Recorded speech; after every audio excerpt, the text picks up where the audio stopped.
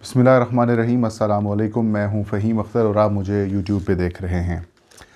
नाज़रीन, आज दो ख़बरों के साथ मैं हाज़िर हुआ हूं। पहली ख़बर है मुस्लिम लीग नून के अंदर जो इख्तलाफात हैं वो अब पब्लिकली और खुल कर सामने आने लग गए हैं।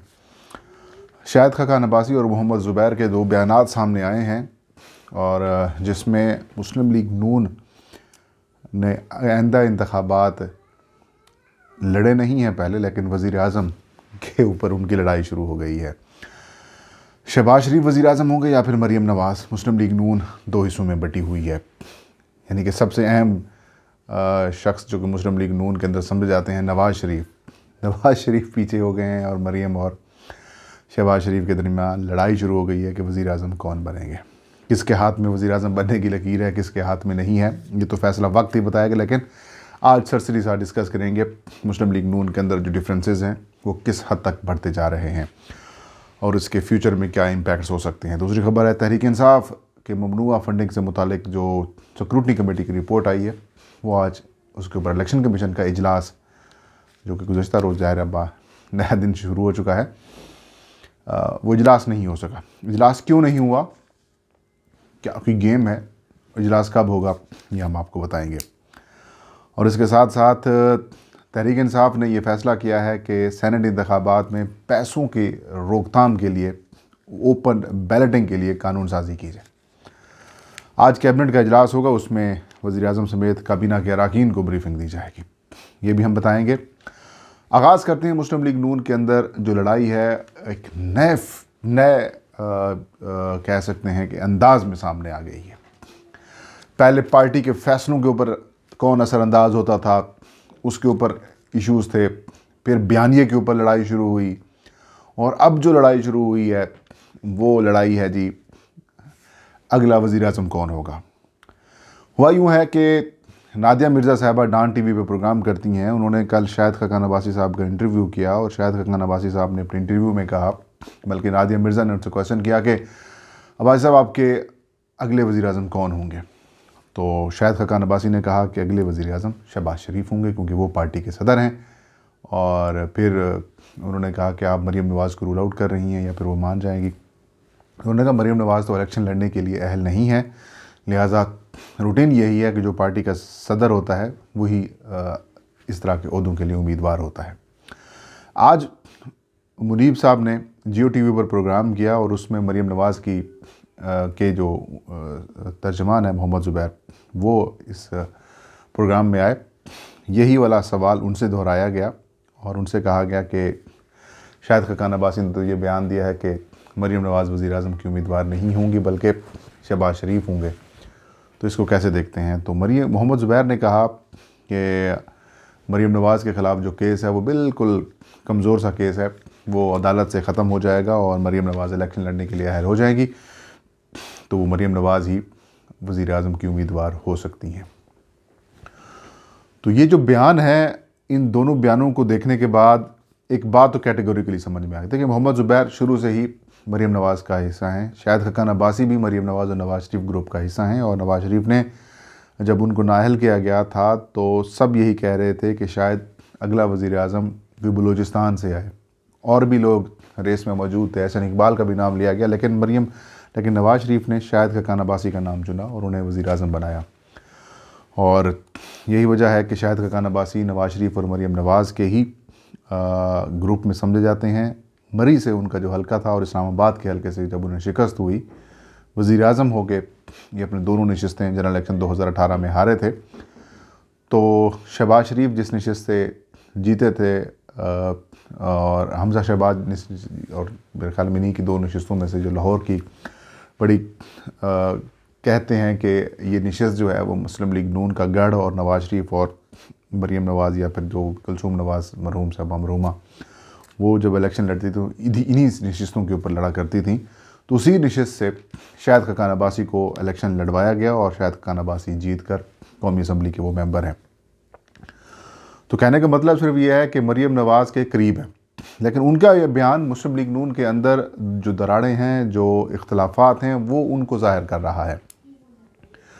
अभी इलेक्शंस दूर हैं, लेकिन مطلب باقی سیاسی جماعتیں شاید الیکشن کمپین چلائیں، امیدواروں کو فائنل کریں، ایم این ایز بنائیں، ایم پی ایز بنائیں، ان کی کمپینز چلائیں، لیکن مسلم لیگ نون واحد شاید جماعت ہے جس کے اندر یہ کنفیوژن موجود ہے کہ ہمارا وزیر اعظم کون ہوگا۔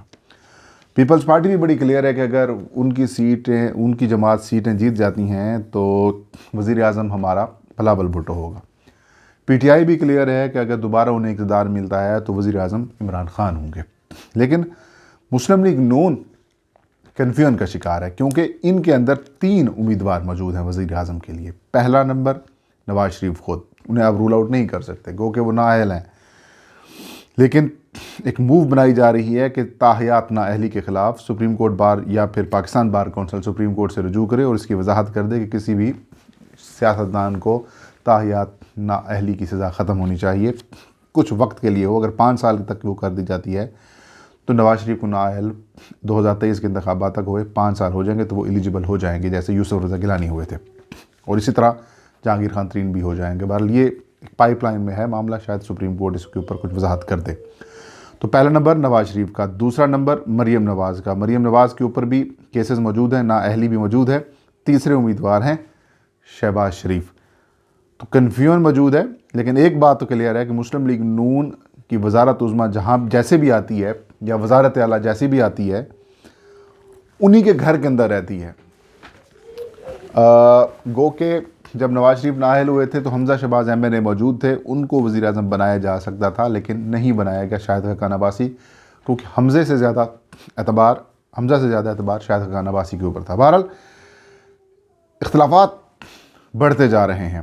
ابھی میرے خیال میں مسلم لیگ نون کو انتخابات 2023 کی تیاریاں کرنا چاہیے، امیدواروں کو فائنل کرنا چاہیے، ان کی کمپین چلانی چاہیے، نہ کہ اس طرح کے معاملات کے اندر گھسنا چاہیے جس سے الٹا اور جو پارٹی کے ورکرز ہیں وہ کنفیوژن کا شکار ہوتے ہیں۔ کچھ لوگ یہ بھی بات کرتے ہیں کہ ایک اسٹریٹجی ہوتی ہے مسلم لیگ نون کی کہ وہ لوگوں کو الجھائے رکھے یا پھر اسٹیبلشمنٹ کے ساتھ شہباز شریف ڈیل کریں اور یہ اپنے موقف کے اوپر رہیں، لیکن اب چیزیں وہ کافی حد تک کم ہوتی جا رہی ہیں۔ اب اختلافات سنگین صورتحال اختیار کرتے جا رہے ہیں اور نظر بھی آتے جا رہے ہیں۔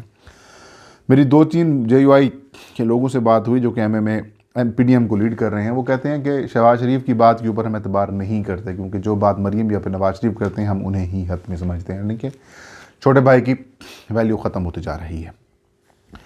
دوسری خبر کی جانب بڑھتے ہیں۔ آج تحریک انصاف کے خلاف ممنوعہ فنڈنگ سے متعلق الیکشن کمیشن آف پاکستان کا اجلاس ہونا تھا، اجلاس نہیں ہو سکا۔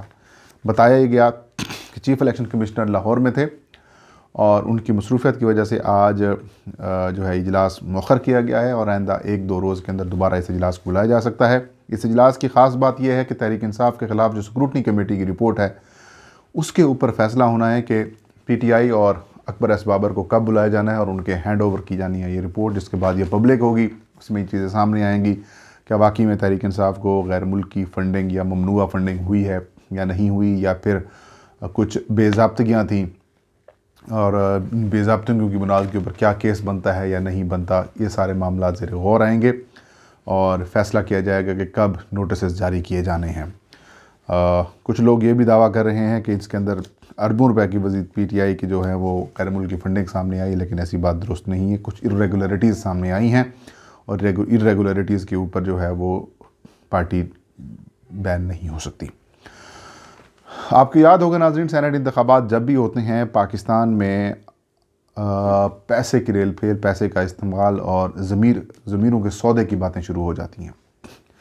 پی ٹی آئی کی حکومت نے کوشش کی کہ ان سینٹ انتخابات کو پیسوں کا استعمال روکنے کے لیے اوپن بیلٹنگ کے تحت ووٹنگ کرائی جائے۔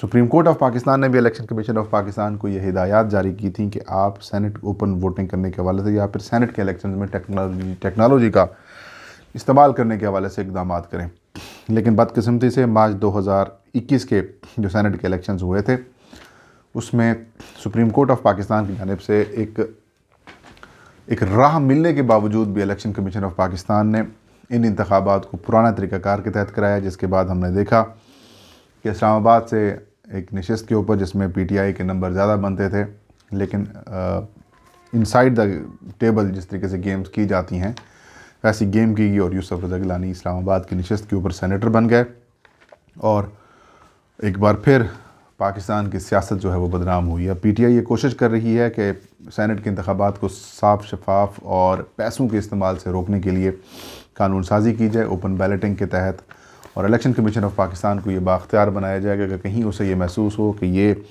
میرٹ سے ہٹ کے ہوا ہے تو اس کے پردہ اس کا جو ہے وہ فاش کیا جا سکتا ہے, اس ووٹ کو دیکھا جا سکتا ہے کس کو پڑنے والا ووٹ کس کو ملا ہے, تاکہ پھر ان کے خلاف کارروائی کی جا سکے اور انویسٹیگیشن سٹارٹ کی جا سکے. آج کیبنٹ کے اجلاس میں اس کے اوپر وزارت پارلیمانی امور اور وزارت قانون کی جانب سے جو مسودہ ہے اس کے اوپر بریفنگ دی جائے گی اور فیصلہ کیا جائے گا کہ اس کے اوپر جانا ہے یا پھر اسٹیک ہولڈرز کے ساتھ مشاورت کرنی ہے.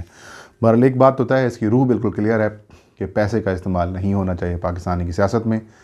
سیاست بدنام ہوتی ہے تو لوگوں کا حکومت اور جمہوریت سے اعتماد اٹھ جاتا ہے, تو سسٹم کو بہتر بنانے کے لیے ایسی اصلاحات ضروری ہیں.